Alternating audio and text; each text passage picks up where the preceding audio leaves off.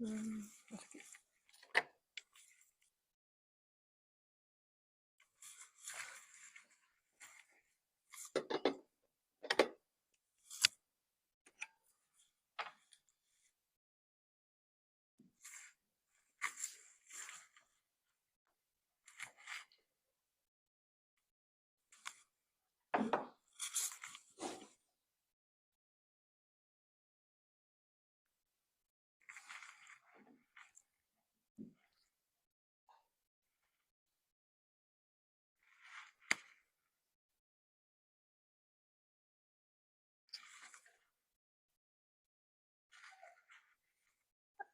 Can everyone hear me? Morning. Yeah, thanks for coming to the new room. I think it's just a one-time thing because the class in here, they had to do an exam and it seems hard to do an exam in here. So they just asked if we could switch for one day. So yeah, thank you for coming. Just a quick announcement. The PA3 is out and the PA2 should have finished this weekend. And the signups are finished for PA3. So we just copied the teams again from PA2. If you wanted to change them, you should have moved your bucket. If not, please reach out to us. Please reach out immediately on Ed. Otherwise, it's the same as it always has been in the past assignments. The team contract is due on Friday, so 1 week after the sign up. And you can, if you're in the same team and it's working, you can just re-upload the same one. It's mostly just like to acknowledge that you understand which team you're in. Yeah, and we had homework, which is due on Friday. Any issues? So PA3, I forgot exactly the date of the deadline, but it's about 1 month from now. I think a tiny bit over 1 month. I'd recommend that you look at the handout. It's a bit more complicated than the previous ones, but it's also, in my opinion, more fun. So at least try to run the code that is, so like it's the same as in the previous assignments. The test code, like the tester code is already given. So you can just at least make sure that it runs. Just make sure that it runs and you can see the handout. So it is on sparse matrix multiplication. Yeah, which we will be, well, we'll be doing dense matrix algorithms. So today is like in kind of like two halves. The first half is finishing up in dense matrix algorithms. I don't think it will take the whole time. And then the second half will be on MPI topologies.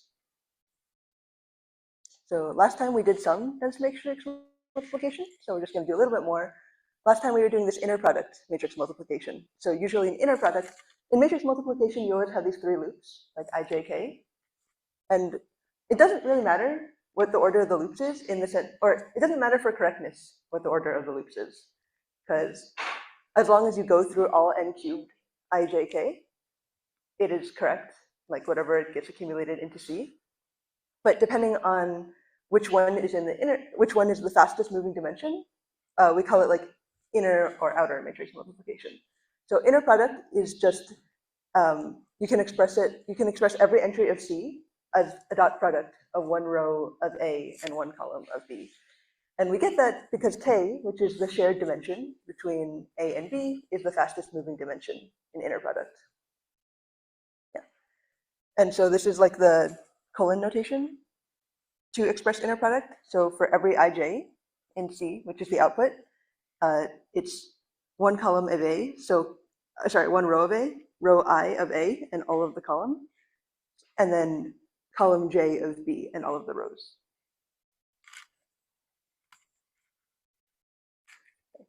Another way to formulate the matrix multiplication is there's something called outer product. So an outer product, rather than doing like an inner product, every entry is one row times one column. That's like the way that we usually learn it first. Outer product is also a valid way to do matrix multiplication. And instead, it's still kind of like the multiplication of two vectors. But rather than doing every entry individually, you can express the matrix multiplication as in some sense like a whole bunch of partial sums or partial products, where each partial product is some dimension or is some matrix the same size as your output matrix, but you get it from one column of A and one row of B rather than one row of A and one column of B. So one row of A and one column of B will give you one entry because it's like 1 by n and n by 1. So like when you do matrix multiplication, the result is the outer two or like the result of the dimensions of the output is the outer two dimensions. But instead with outer product, it's like n by 1 and 1 by n. So then the result is n by n. And you can think of outer product as taking a stack of n of these n by n matrices and collapsing them. So this is just like an example. This is a vector, one column of A, one row of B. And then you would get, like each one of these entries is just one entry of the A vector times one entry of the B vector. And since there are 3 possibilities for A and 3 possibilities for B, there are 9 total outputs. Questions?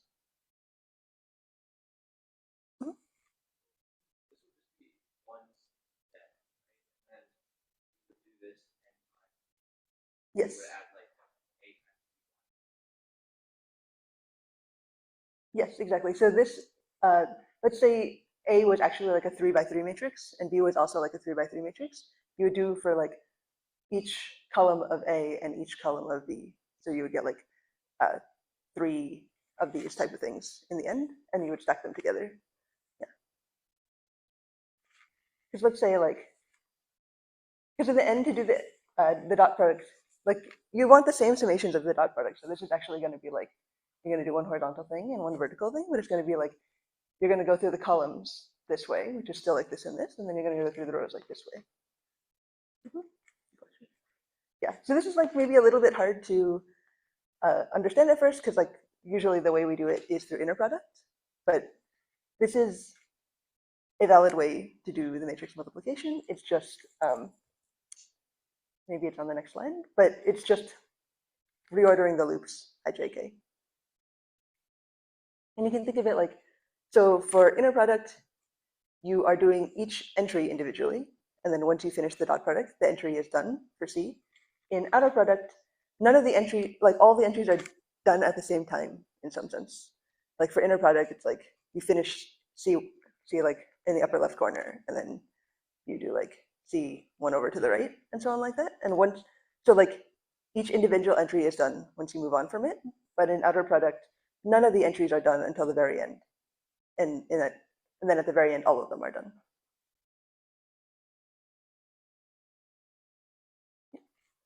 So you can express outer product in just this 3-loop format sequentially. And the way you do it is you just put C on the, or you put K on the outside.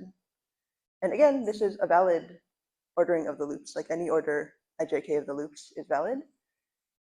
And this inner part is like what we're doing in here is always still the same. So CII plus AIK times BKJ. And then now K is the slowest moving dimension and J is the fastest moving dimension.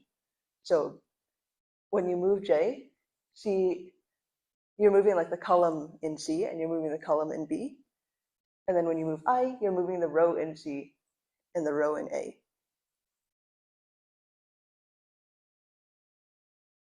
But if you parallelize over I and J, so like you cannot parallelize over K in this one. So you have to do like the K step sequentially. But if you parallelize over I and J, you're doing all Cij at the same time. And you're just making like a, in some sense, like you're doing like a partial sum into each entry of C. And then at the end, after all the Ks have finished, the entire matrix product is done. Okay, yeah. So rather than doing the inner product of row by column, we're doing the outer product of column by row. And you get some, in some sense, like some multiplication table, which is every entry of the column times every entry of the row, just the individual multiplication. And each entry in C is made up of n of these individual, like adding up n of these individual multiplications.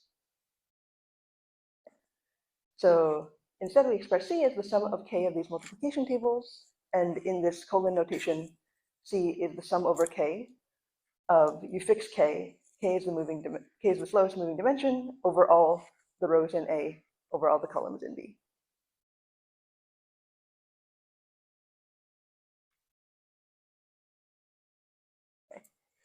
Okay. So one of the most classic algorithms for parallel matrix multiplication is called SUMMA. And SUMMA is based on outer product, stands for Scalable Universal Matrix Multiplication Algorithm. It first came up in '97. think 97 is maybe the first time they actually wrote it down, but it had been around for some time. And one of the main reasons that this was introduced is that if you remember last time we did Cannon's algorithm, which is based on inner product, and Cannon's algorithm is great because it doesn't use extra space, but one issue is that like it requires everything to be square. So the matrices have to be square, the processor grid has to be square, because you do this rotation. So like if the row and the column dimension don't line up in Cannon's algorithm, then you have this misalignment. Yeah. And Summa is used in these are like classical libraries for dense matrix algebra. So LePac is one of the classic ones, the scale LePac, and LePac, which is both are based on LePac, and then PBLAS, which is like another matrix multiplication library. And all of those are based on outer product.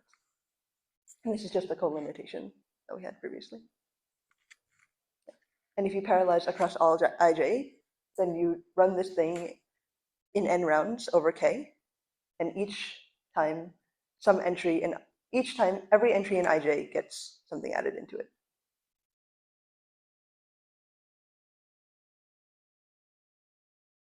Questions?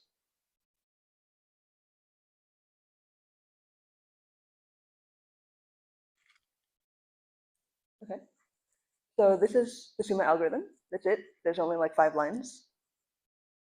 And we're going to assume that we have some processor grid. It doesn't have to be square. Here it's illustrated square for ease of understanding, but it can be arbitrary. It can be rectangle. And for every process, so each process is doing something, and the whole thing again runs over k for n iterations in k.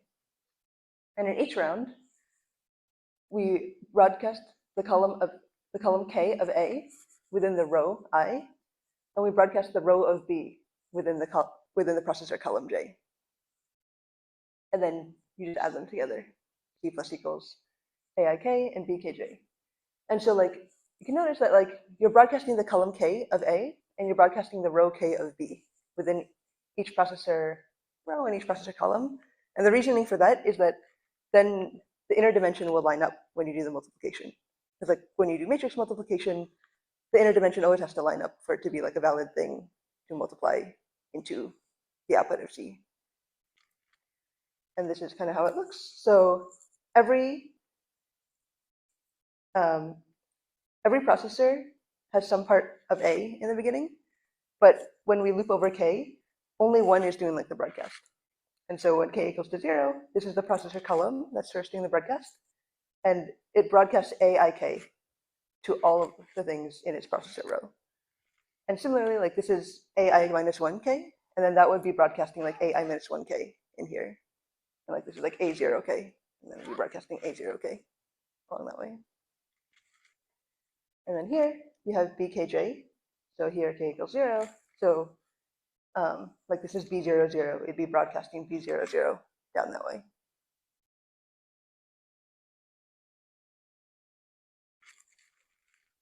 This is B01, and then it broadcasts B01.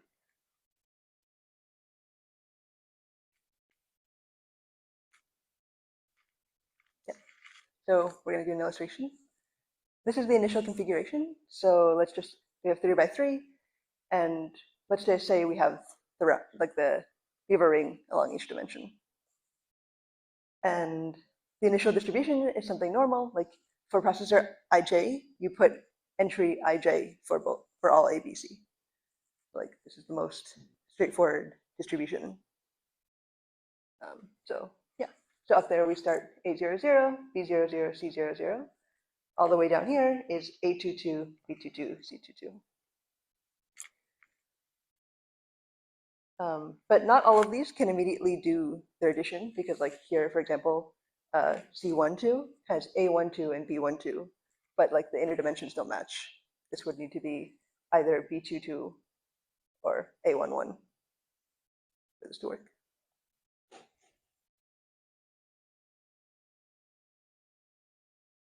Okay, so the first step is the processor column broadcasts A within the processor row.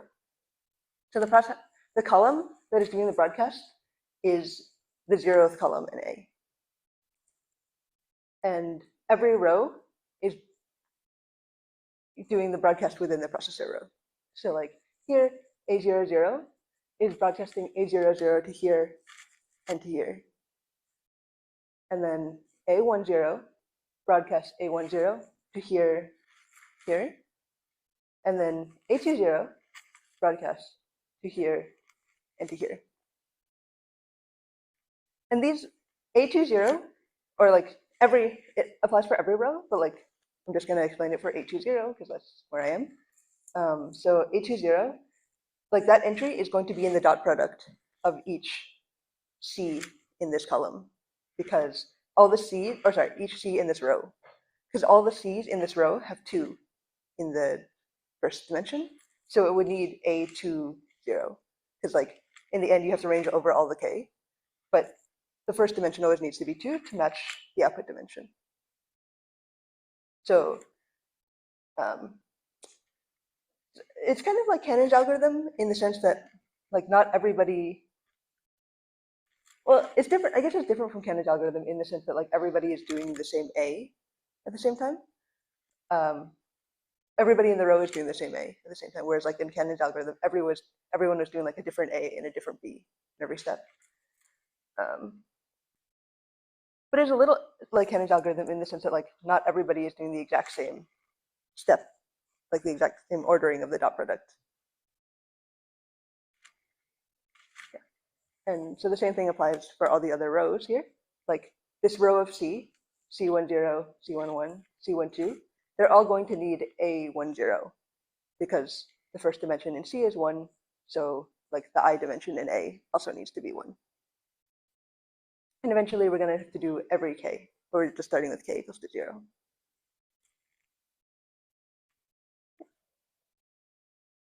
And yeah, I illustrated like broadcasting A, but for now, well, we have to assume that you have enough space to hold the initial part of A that you had, and also this part of A that you're going to get broadcasted. Because in later rounds, you're going to broadcast your piece of A in some later round. But yeah. Questions on this part?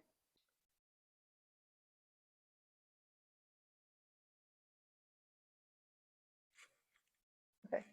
So all these broadcasts can happen in parallel within the processor rows. Like each row has a broadcast going on within that row.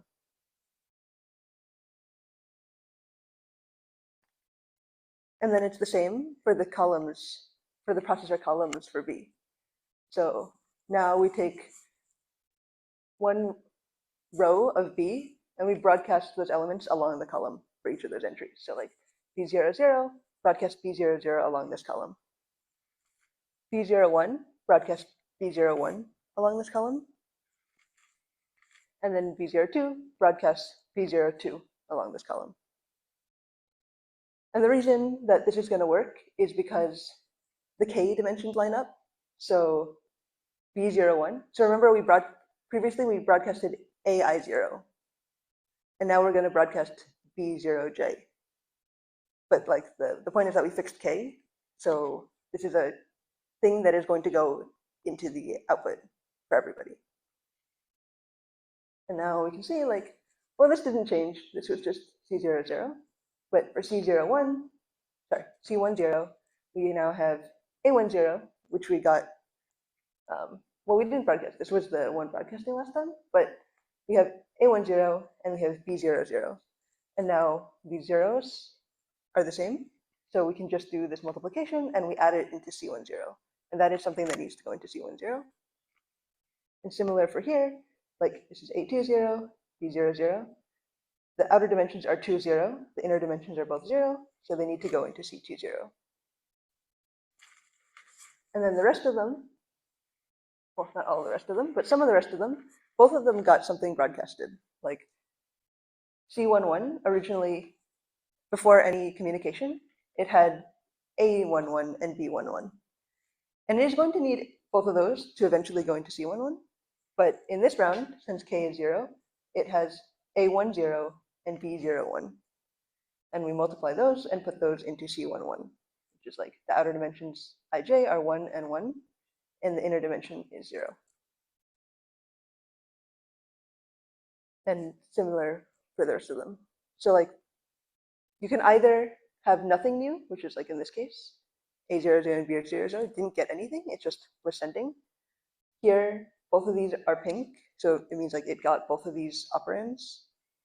And that one, the upper row, it got A, but it kept its original B because the original, it was already row 0 of B, so it didn't need to change. Yeah. And so after you do this, so there's 2 rounds of communication.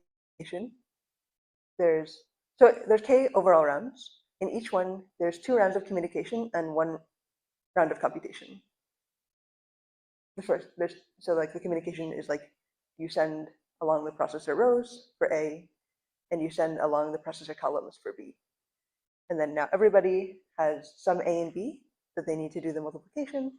They can multiply them, they add it into C, and then we move on to the next K. So after this, we move on, and K would be equal to 1. And you would just step through K. You would just do the same thing repeatedly, but now like the row or the column that is doing the broadcast changes. Questions on this part?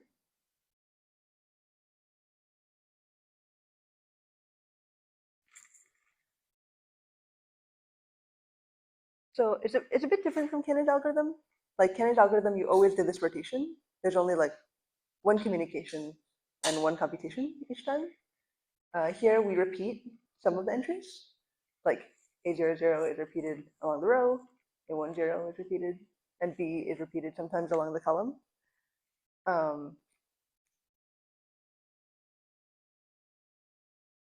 But so it's not exactly keeping 1 copy of everything. So in that sense, it's a little bit less memory efficient, but it does only rely on these row and column broadcasts. So you can see that, like, let's say this was a rectangle rather than a square, you could still do the broadcasts just along the row and along the column. And as long as the inner dimensions line up, it will still work.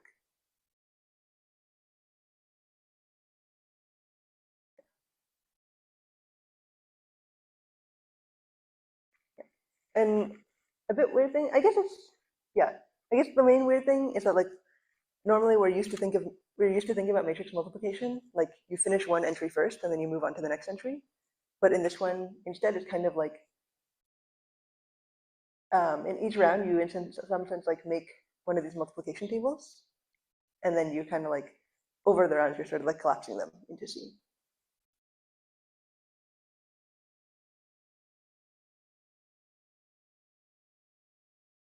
Yeah. So that is 1 round. Now the inner dimensions line up, and we can just multiply. Yeah. And then in the next round, we logically we have our initial starting configuration again, because we just kept around what everybody started with A, B, and C. Well, C never changes. You never broadcast C, so C is always fixed. But A and B, the actual things that you're multiplying may change. And so now for K equals to 1, now the middle column is broadcasting A. So here, A21 was here, and A21 goes here, and A21 goes here. Similarly, A11 is going there, and A11 is going here. And up there is the same as well. So in the previous round, it was like this column for A was broadcasting. Now it's like this column for A is broadcasting.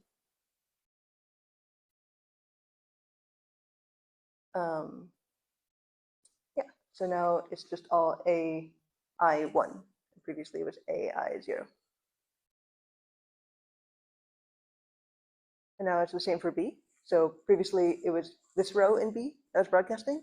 Now it's this row in B that's broadcasting. So like B12 starts here, B12 goes there, B12 goes here. This is B11, it's gonna go here and here. B10 is gonna go here and here.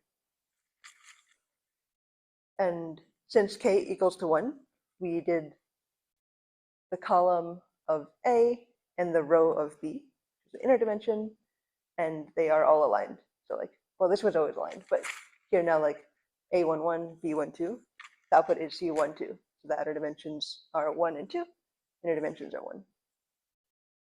And it's similar for all of them. Yeah. And then we just keep repeating like this until we run out of K. Yeah. So now there's a final round where K equals to 2. Now this row of A, sorry, this column of A is broadcasting within its rows.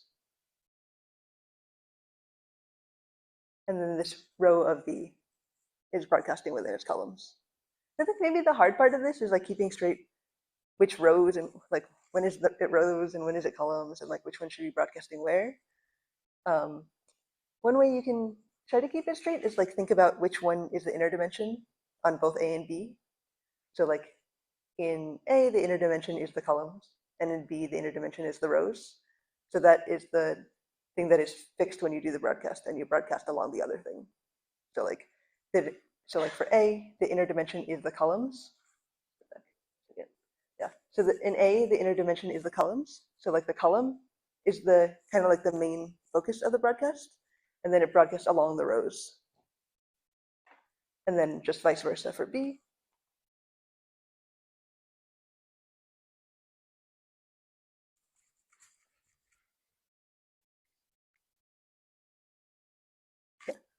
Vice versa for B, you fix the row, which is the inner dimension, and you broadcast along the columns.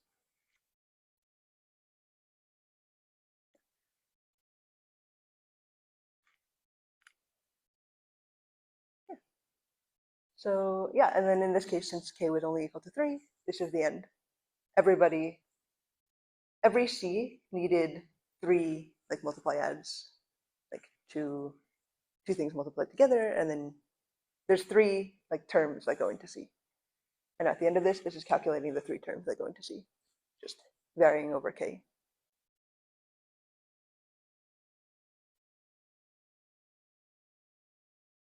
Questions? Yeah, you may work out a couple of examples on your own, because you have to implement Summa in the homework. So yeah, and like we illustrated it for single elements, but in reality, these can also be blocks, similar in Kenneth algorithm.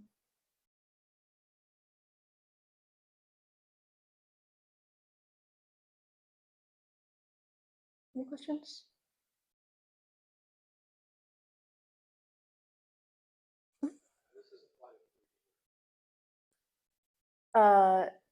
You mean if the matrix was like rather than like sorry, if the matrix is 3D rather than like the tiling is 3D? Like what are you trying to do in 3D?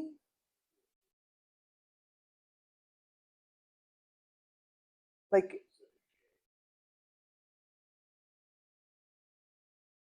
I think you could do the same, but you make a 3D processor grid.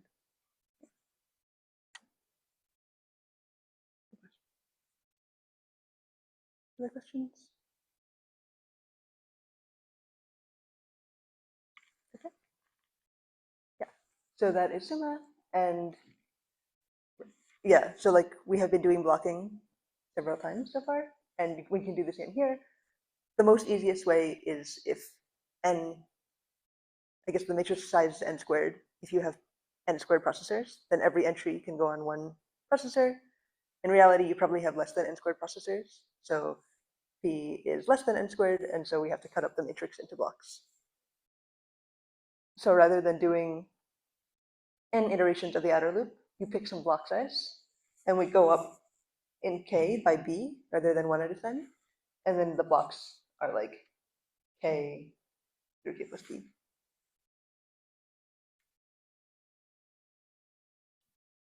But the actual, like the row and the column thing of doing the broadcast is still the same.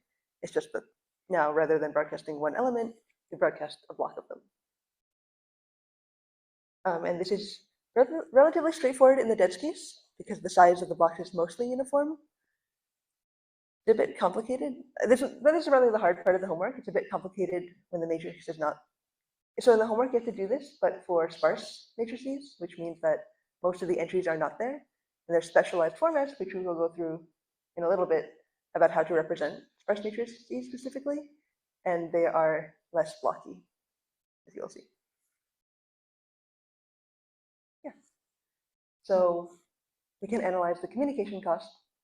The most straightforward way to choose the block size is, the block size is in one dimension. It's n over root p, because you have p processors, so your processor grid is root p by root p. So you just give n along one dimension and you cut it root p. You cut it by root p. So the size of the submatrices, so each submatrix is like one whole row, or it's like a bunch of rows or a bunch of columns, depending on if you're in A or B. So the submatrices size are n by b, or n times b. And if b is n over square root p, then the size of the submatrix is n squared over square root p. Each broadcast, so like we know the size of the submatrix, and we just plug it in to broadcast time. So the broadcast time is tau plus mu m, which is the message size, times log the number of processors that are doing the broadcast. And this is log square root p, because each row, like each processor row or each processor column is doing its individual broadcast. But in the big O, this goes away because log square root p is 1/2 log p, which is just a constant factor in the big O, but it's just illustrated here for completeness. M is equal to this thing. P is equal to the number of p that you have is square root p. And so you plug it in. This is just putting in m, and this is log p. It just goes away in the big O. You have to do 2 of these, but that's also a thing that goes away in the big O because there's a constant number of them. How many rounds do you have? There are n over b rounds, which is square root p.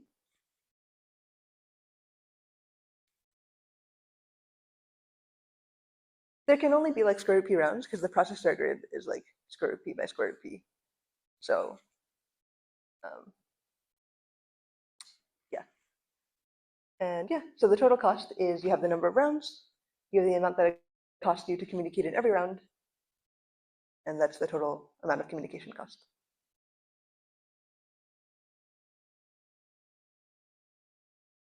Yeah. So when you analyze the communication, it's always sort of like this, which is like you figure out what is the size of the thing that you're communicating. You figure out how many processors are involved in doing that communicating, and if it's through one of these primitives, you have the bound in terms of p and m to do that primitive on the hypercube, and you just plug them in, and then you may need to multiply by how many times you have to repeat that. And here I'm using the hypercube runtimes because it's hard. Okay, so like this is why we did embeddings, because it is really hard to express any of these matrix algorithms on the hypercube directly, but we want to achieve the hypercube runtimes because it is more expensive to do the broadcast in the grid.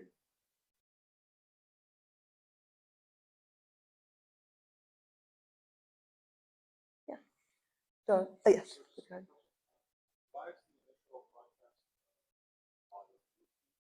This is log of root p because the processor grid, it's a good question, because the processor grid is root p by root p, and each, like the broadcasts are within the rows and or within the columns, depending on which one you're doing.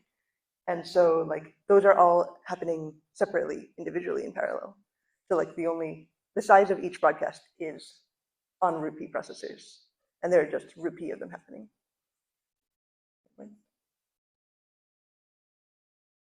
Other questions?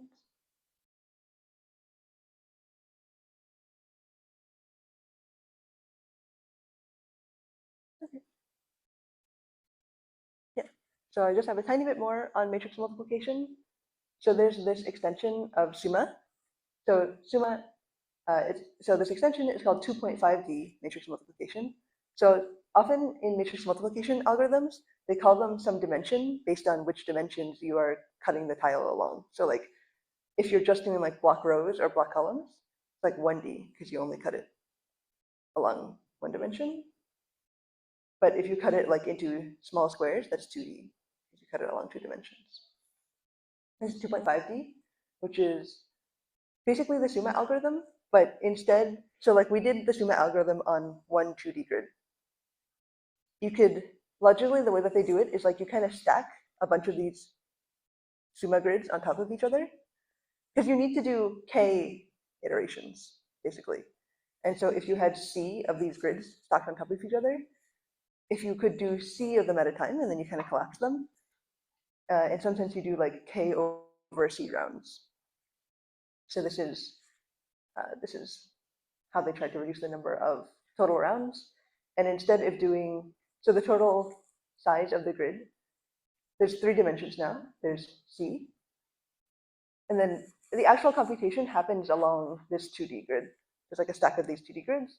And each one of these is root. P is the total number of processors, so it's root P over C. Yeah, and basically what happens is that each of these is doing like one of the Summa iterations. And so you do the Summa iterations in each layer, and then you collapse them along C. And then you just repeat.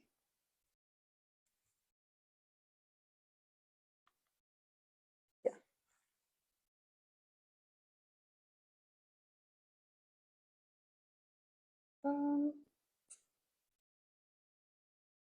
Yeah, this is basically what I just said, but it's like just more details about the indexing. So you have now this third index. So previously we just had like Pij for all ij. Now you have Pij something, where this something is along this C dimension. So here Pij0. And then you broadcast Aij and Bij along all of this, along all K.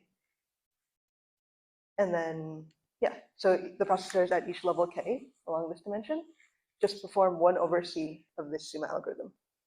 So it's just the same. Like sometimes people, so one way to formulate matrix multiplication is like there are n cubed operations you have to do. So they kind of talk about this like work cube of matrix multiplication, and the dimensions are just like how you cut up this work cube. So like, and sometimes Summa is like you do slices, one slice at a time of this work cube, and in the end you have collapsed them all together. Yeah, and then you reduce the partial sums. So it's just kind of like doing a bunch of these iterations at the same time.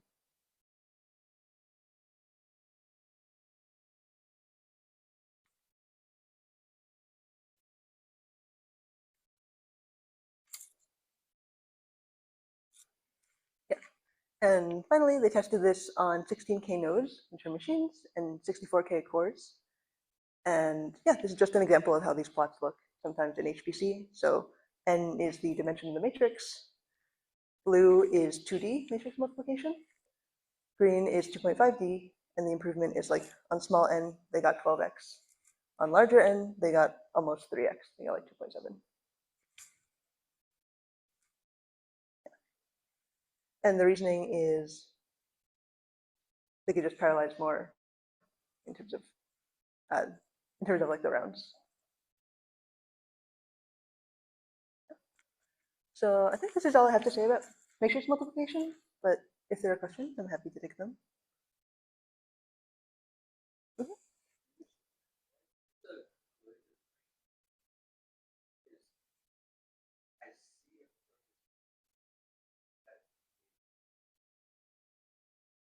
Mhm. Yeah, it's a good question. Actually, I don't. Here they use a pretty small C, like the UC goes to 16. I'm actually not sure how they chose the 16. They probably just tried a few options. But yeah, like I think the intuition is right that like C should not be too large. Because like the larger the C gets, the smaller the like the processor, the 2D parts get.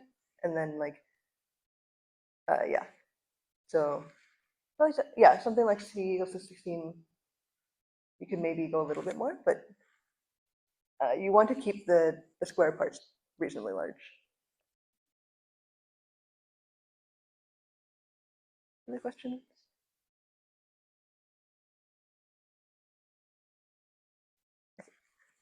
So we're going to move on.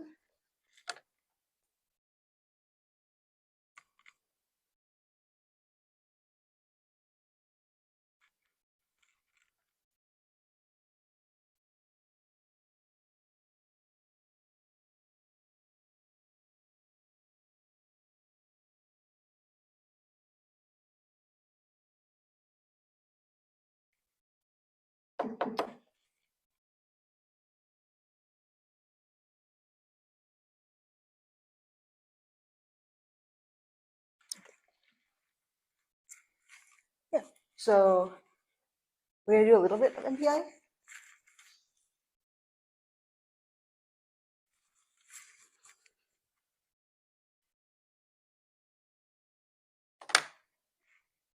Okay, cool. So yeah, so this part about MPI, so we have done send and receive, and these MPI collectives, and we're not doing more communication in this part. We're just going to mostly do MPI functions for helping you do 2D or multiple D processor grids. So like you could imagine that you have your MPI ranks, and you could imagine manually enforcing some grid on those ranks. Like you decide how long your rows are, you decide how long your columns are, and based on your processor index, you can find like which row and which column it is. And that's definitely possible. It is a bit inconvenient because you always have to do this index arithmetic. So MPI provides functions to help you do that. That's what we're going to go over.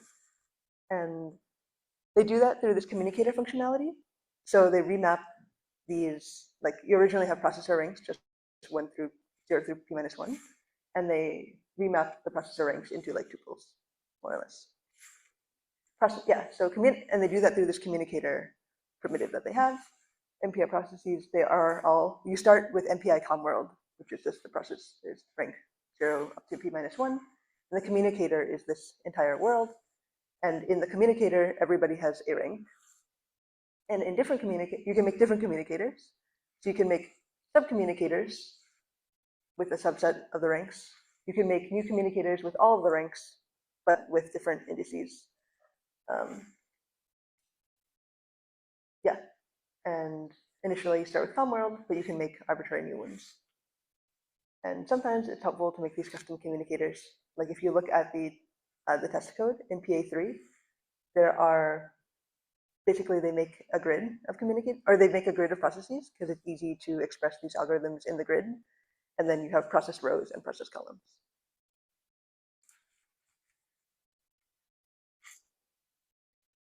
Yeah, so just to recap, I think maybe we did this last time, but just to remember, so to make the new communicators, they have MPA comdupe, which is just copy this existing communicator. So you have this communicator, this old one, and you pass in like a blank communicator, that's the pointer, and it fills in this new one, basically similar to the old one. And then there's this com split, which is you start with the communicator, you have a color, which is the group that it's going to be in, the key, which is the order that it is going to appear in that group, and the new communicator. And the thing about this split is that like this new communicator might not be the same for every rank. And we will see an example in a second. But like, for example, think about like, remember when we were doing quicksort? And sometimes if you implement quicksort, one easy way to think about it is like in each round, you split the processes in half. So you could split the first half and then the second half, and you could make new communicators for those halves. And then you would have 2 new communicators, like left half and right half.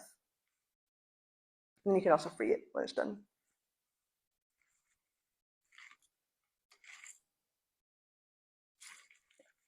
So we had this communicator split example last time. So we have the rank. This is just initialization. And we put our rank into this rank variable.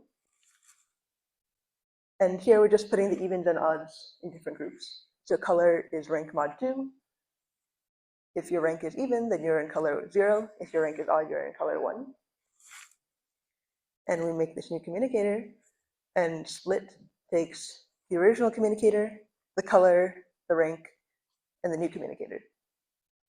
And based on the color, now we're going to get 2 new communicators because there are 2 possible colors, 0 and 1.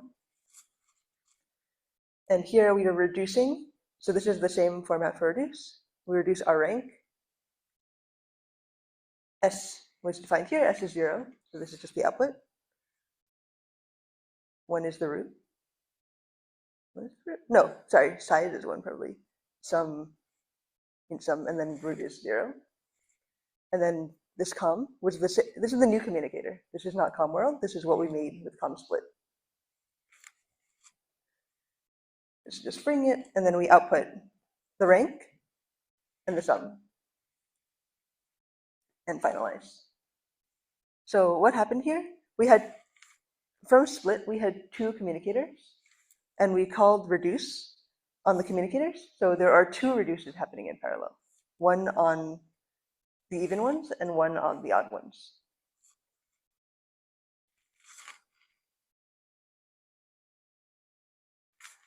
And this is an example with p equals to 8. So first we start p 0 through 7. The original ranks are 0 through 7. And the color is whether you're even or odd, so like 0, 1, 0, 1 till the end. And the key, we just put in the rank as the key. So this was the input into ComSplit. And now we got two communicators, one with all the even ones and one with all the odd ones. And the rank within these communicators starts again from 0.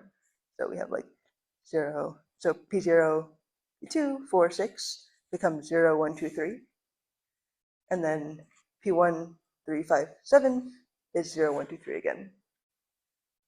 So it's possible to so like within a single communicator, you can't overlap the ranks, but across communicators you can overlap the ranks. And so like if you later were to query, let me go back. So we have this function like MPI comrank, which takes in the communicator and rank, which you fill in. And later, we don't do this, but later on, if we had called comrank again with the new communicator that we made and like an empty variable, we would get like this. And that's why like comrank also takes in the communicator at the same time.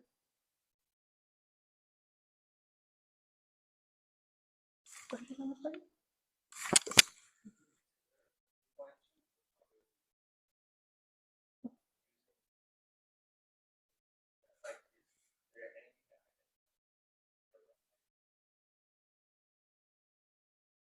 Like if you wanted to get the rank in the original communicator, you mean? We still have that. Like MPI comworld is still around, so you're still allowed to query it. Like you are still always one process. Like the MPI programming is from the point of view of the process, so you can always call MPI comrank like comworld. Right?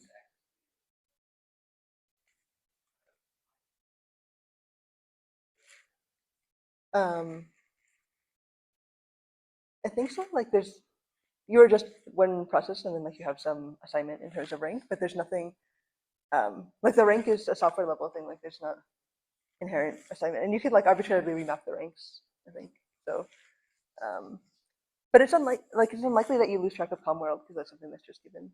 So you can always, I guess theoretically, you could always like trace your way back from comworld. We could just keep around the subcommunicators that you always make. Other questions? Mhm.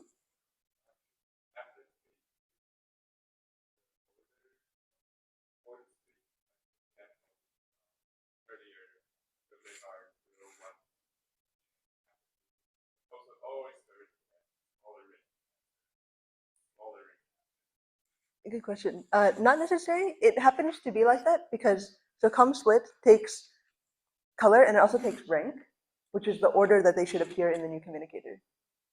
So here we just put in the original rank, and so they're ordered according to how they were in the beginning.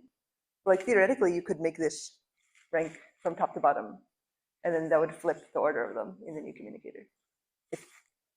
If you wanted, you could. They're not required to be in the same order as they were in the previous one.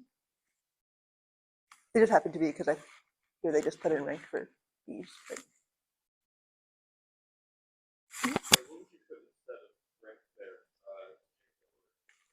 Like here, the ranks are increasing with the original ranks. You could put like n minus rank, or like, sorry, not n. Like you could query this MPI com size, and then you could do like size minus rank, and then they would be decreasing.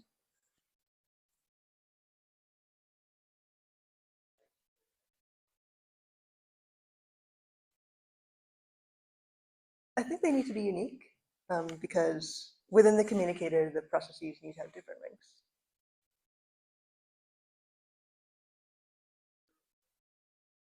I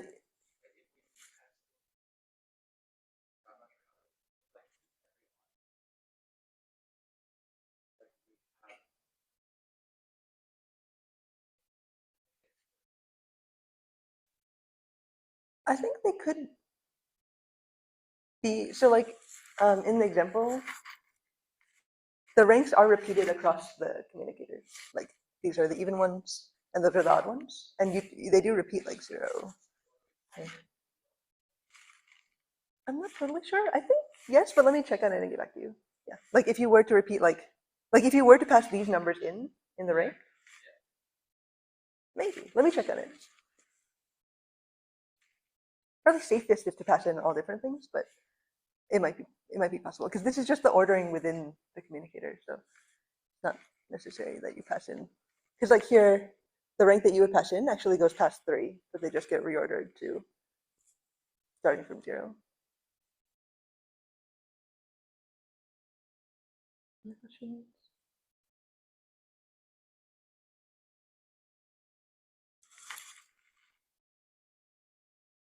Okay, so yeah, this is just the same example that we just had, where you split on the even and odds, and we do 2 reduces because there are 2 columns, and the column is based on whether you're even or odd. And what is the output of this? Well, everybody is printing their own rank, the sum that they got, and that's it. And the output is like this. So it's not in order because parallel, but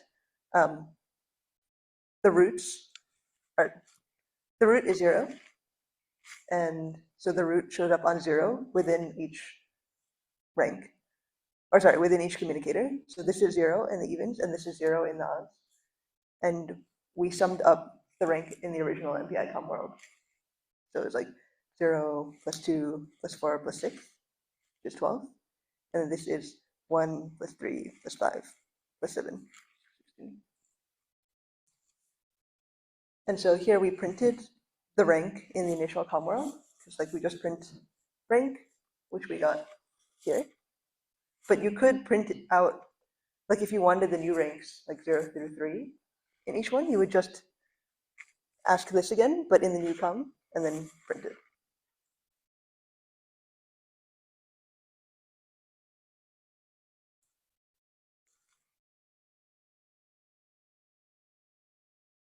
Yeah. So the communicate, oh, sorry, do you have a question? Okay.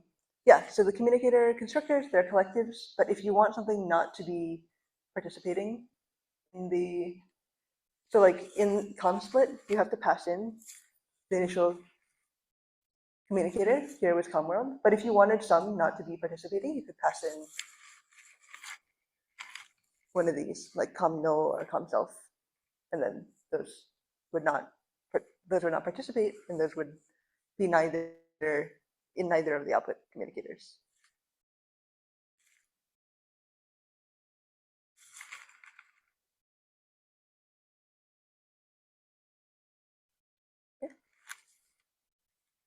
Yeah, and so MPI uses these communicators to define virtual topologies. And virtual topologies are just like a logical way to map the ranks and the ordering onto the physical processors that you have. Yeah, they're independent from the actual physical topology. Like in reality, it is unlikely that you actually have a mesh, but it is easier to implement the algorithms on the mesh. And yeah, so you can just assign the MPI processes and the MPI ranks onto the physical processors.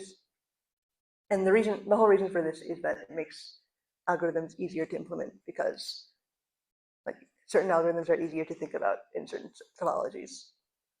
And yeah, the way that they represent these virtual topologies is through communicators, which we will show in 1 second. Yeah, and this is based on the idea of embeddings, which is like you have some target topology, which is the topology that you actually have, and you have some virtual topology, which is the topology that you would like to think of your algorithm using, and you define functions between them to map the ranks.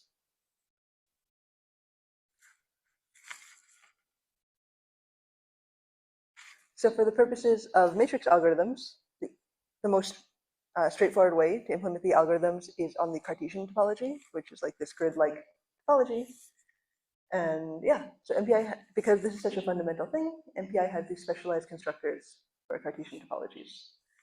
And in the past, they also had optimized constructors for specific hardwares, but we're not going to use those.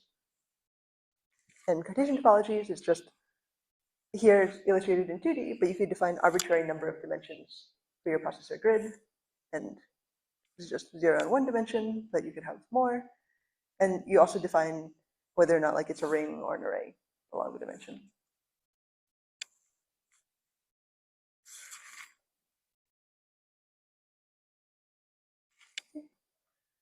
Yeah.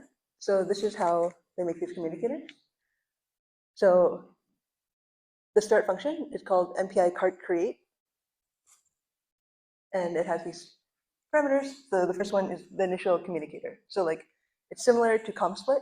The ComSplit took the initial communicator that you're making it from as the first parameter, and here it's the same. You pass in the number of dimensions, the length of the dimension. So like the number of dimensions, let's call it n, and then dimensions or dims is a tuple of length, or like an array of length n that tells you how many processes are along each dimension. So like you have 2 dimensions and it's like a 3x5 grid, for example. Periods is just whether or not it's an array or a ring. So this is also an n-dimensional array, or a length n array that's made up of zeros or 1. And 0 means that it's not a ring, and 1 means that it is a ring.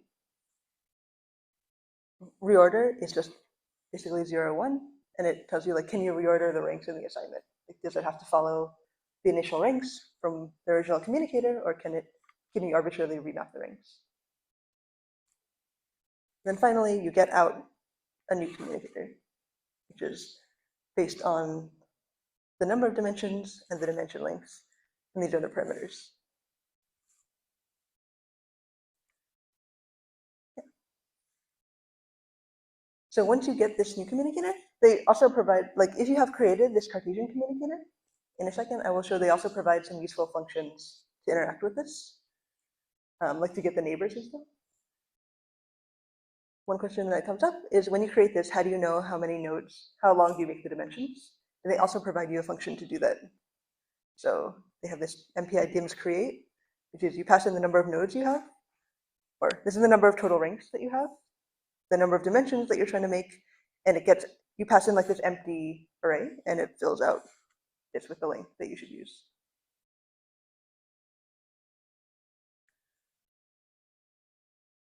I think they do the best job that they can with making the dimension lengths. Like, for example, if you passed in a prime number here, there's no such like dimension tuple that can get you there, but I think they try to make it as close as possible.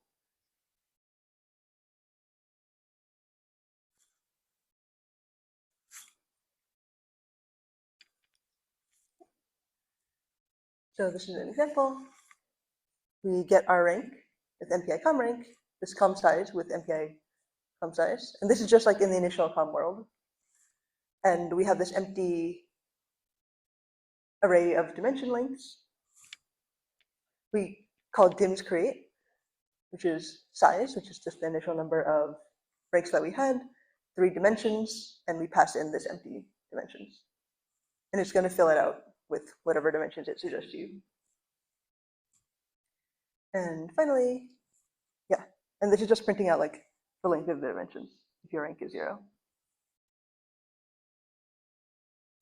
Yeah, so when you create these Cartesian topologies, the first step is you get the length of the dimensions, and then you can just pass them in to the creation.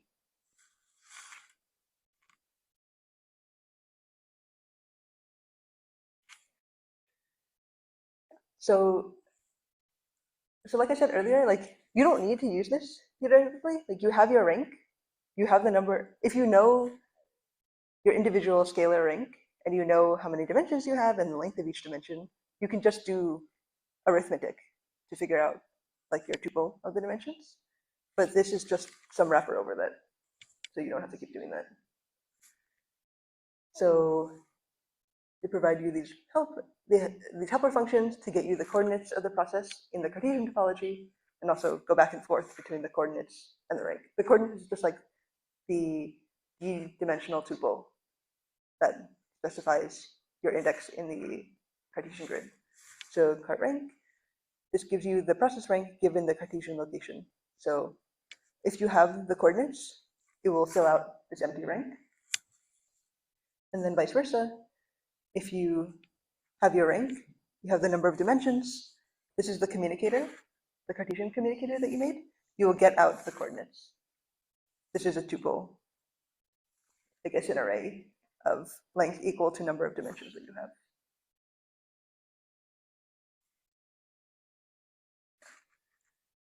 You could do all the indexing yourself, but it's a bit annoying. So this is one way to make it easier.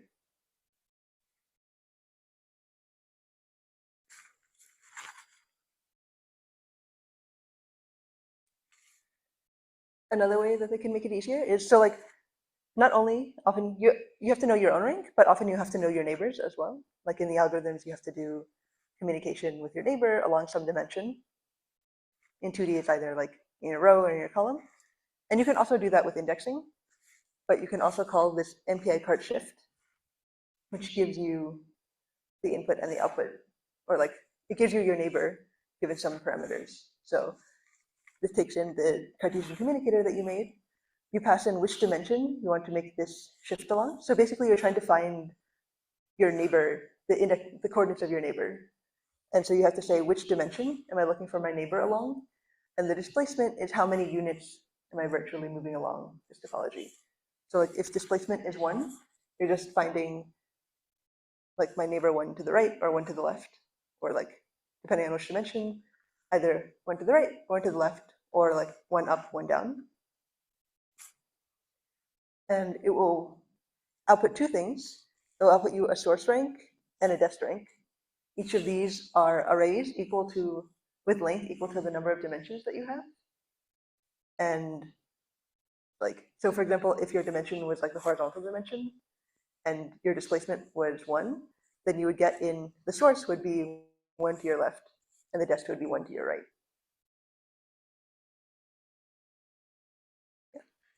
One thing to be careful is like this cart shift, it doesn't actually do any communication. Like you didn't pass in like any buffer or size to communicate. It just is for indexing purposes to give you the coordinates of your neighbors. But like the way that you'd use this is like, say that you were trying to implement Cannon's algorithm. You need your left, your right, your up, your down. So you would make your communicator, you would get your neighbors through this cart shift, and then you would proceed the rounds.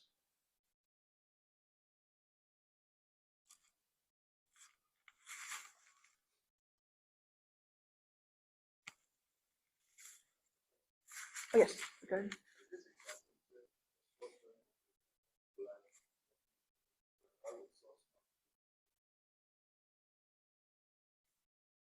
Sorry, oh, you're saying like, why do you not need to pass in your own rank for this? Because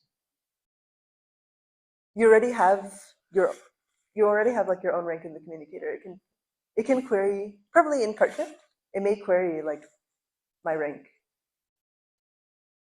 in this communicator, maybe under the hood.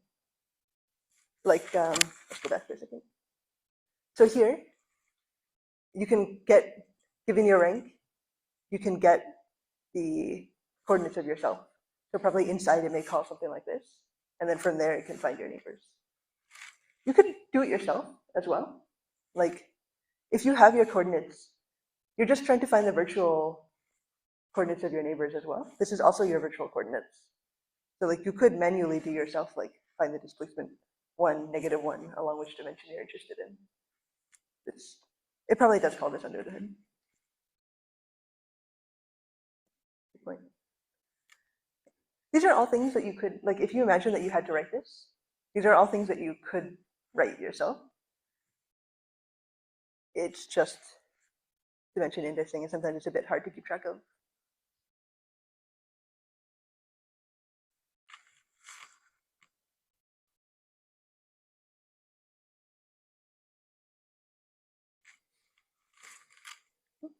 So this is just the order, or an example. So we have dimensions 0, 0. In the beginning, this is empty.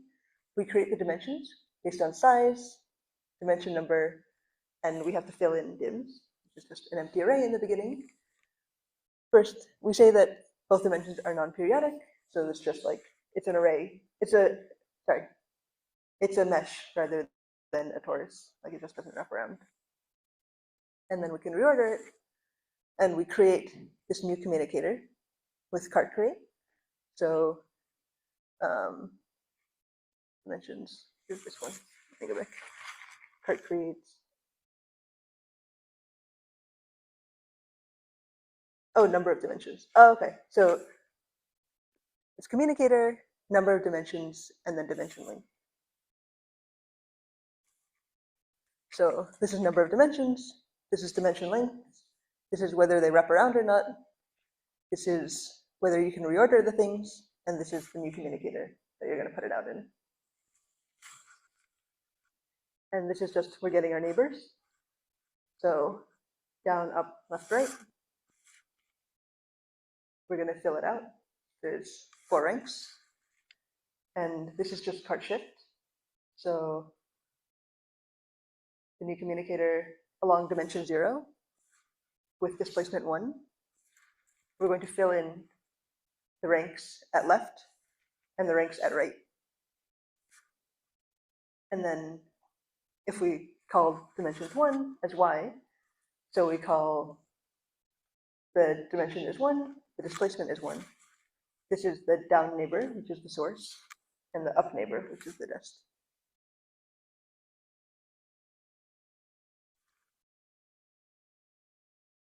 You can call the dimensions whatever you want. Like we arbitrarily called 0 horizontal and 1 vertical, but like you could make 1 vertical. You could flip it if you wanted.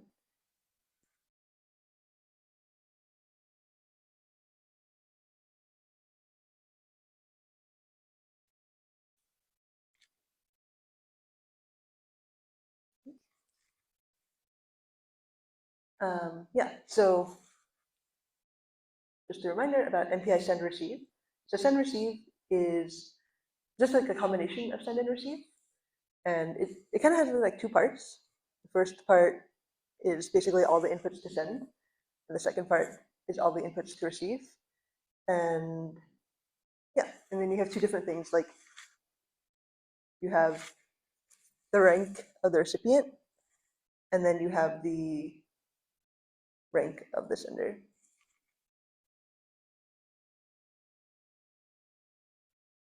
And the reason that I brought up send receive is because we're going to use it in a second in the Cartesian topology, but this is the way that it would work just on 2 processors. If you have, so you get, let's say that there's 2 processors in this example.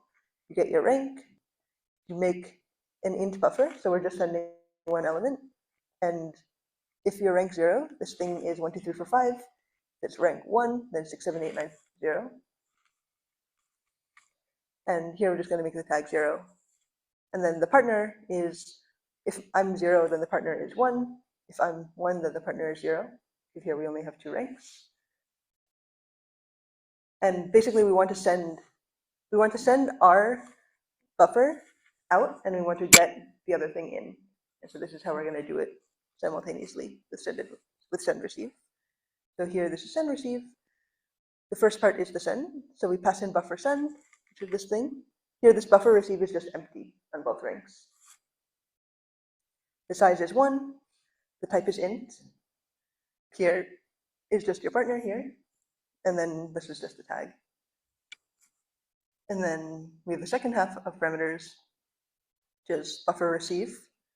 1 type is int, here tag, and then com world and status. And at the end, we should have gotten the other number from the other process. So like P0 started with 1, 2, 3, 4, 5, and it should get 6, 7, 8, 9, 0. Then vice versa, P1 sends its number 6, 7, 8, 9, 0, and it gets 1, 2, 3, 4, 5.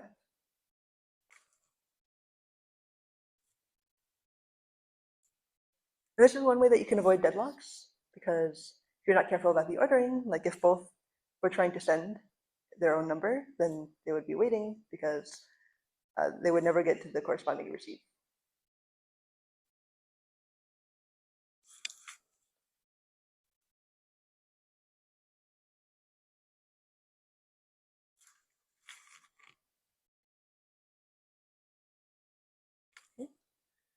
So this is an example using send receive with a Cartesian Cartesian grid. So here we have 2 dimensions, and dim all the way up there is 2. And we have the empty dimensions in the beginning. Period is 1, 0, just for the sake of example. So the first dimension wraps around, the second dimension does not. And the coordinates are also endim. We're going to fill them out. So we get the rank, we get the size, and create the dimension. So based on the size of the COM world, we have 2 dimensions, and we're trying to get the length of each dimension. And this, if the rank is 0, we just print out the length of the dimensions. Dim 0 and dim 1. And then this part is creating the Cartesian topology. So this is cart create. We start with the COM world, number of dimensions, length of the dimensions, periodicity, whether we can reorder or not, and then into the new communicator. And so we can get the rank in the new communicator still with MPI com rank, but now we pass in com rather than com world. And then C rank, which is Cartesian. C rank is Cartesian rank. And then up there, I think it was called W rank, which is world rank. And then you have, so now we get the rank in the new Cartesian communicator. We get the coordinates in the Cartesian communicator by calling MPI cart coords, which takes in the new Cartesian communicator, the Cartesian rank, the number of dimensions, and it fills out this array of coords. So this is just the ij tuple that corresponds to our rank in the grid. And then now we have source and destination. These are both now Cartesian tuples. And this is like basically the same thing that we did in the previous example with cart shift. So we get the neighbor along the 0th dimension by calling cart shift. Along the 0th dimension, displacement is 1, so we put them into source and dest of 0. And we do the same thing along dimension 1. So now this is just source of 1 and dest of 1. So this is like similar to what we were doing before with like up, down, left, right. But now it's just in these arrays. And these are giving just the rank of the virtual neighbor, not like the tuple. But you can get out the tuple by calling cart coords. So now this is the part where we actually do something with it. Up there is sum. So there's 2 entries in sum in the initial. They're both initialized to 0 in the beginning. And we go over, the outer loop is over j up to n dimensions. So it's going to go, the whole thing is going to go twice to get those 2 dimensions. And the inner loop, yeah, so we initialize in equals to 0 and out equals to C rank, which is the Cartesian rank. And the inner dimension goes over the length, or sorry, the inner for loop goes over the length of the dimension that we're currently doing. So the outer loop is on j, and you can see the inner loop is going for I equals 0, I less than dims of j. So the inner loop number of iterations is equal to the length of the dimension that we're currently doing. And then call send receive out and in, which are just 2 buffers up there. And it sends to dest j and source j, which we got here. And after we do the send receive, we add what we got into the sum, and we pass out what we got. So what is this actually doing? Well, if we look at the first dimension, everybody sets their out as their Cartesian rank. And so what you are sending is out. So you're passing your Cartesian rank to your out neighbor, and you're receiving their Cartesian rank. We're adding what we got into some running sum that we have, and then we're passing out what we got. So in the end, And then we're running that over the length of the dimension. So we're summing up like all the ranks in the dimension along our row or along our column, depending on which dimension we're currently doing. And then this is just some printing, which is we print the world rank, the Cartesian rank, what are the coordinates, and sourced dest sum along both dimensions.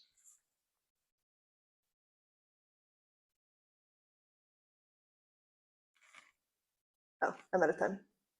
Really quickly, I'll come back to this next time too, but the dimensionality, like this is an example, it looks like this if you have like a 3x4 grid, and basically you're doing the sum, but I will go through this in depth next time.